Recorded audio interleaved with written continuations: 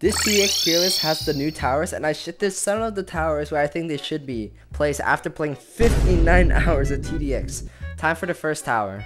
So we got the Ranger. Ranger is not that good of a tower besides being cheap for bait, and I guess his bomb path is good. Only if you have no other tower, but to be honest, I'll put him C tier. He's not that good. Other towers really outclass him in everything that he could do. We got Shotgunner now. He doesn't really stand out. He has nothing special about him and falls behind in elite / extra mode. The only thing I can see him being used for is like early game and intermediate, but besides that, I wouldn't really use him. I'll put him B tier. Now we have Operator. His bottom path can really do a lot of damage for easy and intermediate mode, but other towers are just a better option. He isn't that bad of a choice, but not the best one. So I'll put him B tier also. Got Mine Layer now. His bomb path is really good. It does a huge amount of DPS and can save your game. The only downside is that his bottom path can't see stealth, but you could use other towers for that. So I'll put Mine Layer in A tier. Next we have Rocket Trooper. Rocket Trooper is really good for armor pierce, especially for the intermediate mode where when you're first starting out and don't have any armor pierce, Rocket Trooper is really good. Also, I'm pretty sure there's an update. Shotgunner does have armor pierce later on. But besides that, Rocket Troop also does like a good amount of DPS when not DPS, but a lot of damage to bosses, single tower bosses, and his bottom path has a lot of splash damage. So I'll put him in A tier also, but below Mine Layer. Next we got Barracks. Barracks, this tower is such a great support. The top path does a great amount of DPS to a single target, and bottom path does great damage to like crowd control. And this tower can easily wipe out any leaked enemies and help a lot taking down bosses.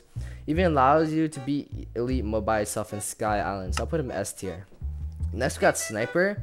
This tower has an insane amount of range and has the ability to shoot a flare gun in the air, revealing all stealth enemies permanently, which can really help your defenses that can't see stealth, like Railgunner and Mine Layer. So I'll put him in A tier. Put him above the Missile Trooper because his insane range really helps him for the harder like levels.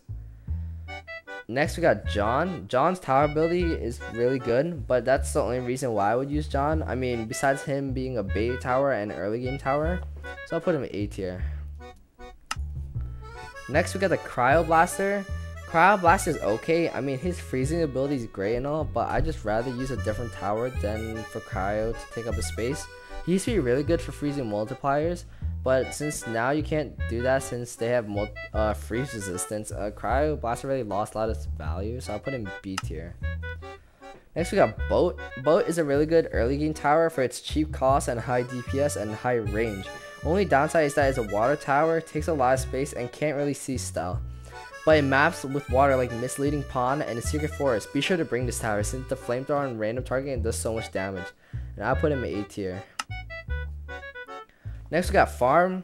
Farm is really good. It gives you a lot of money. His top path is really good if you have super high costing towers, since it gets 2% of the cost of all the towers around it. So I'll put Farm at S tier.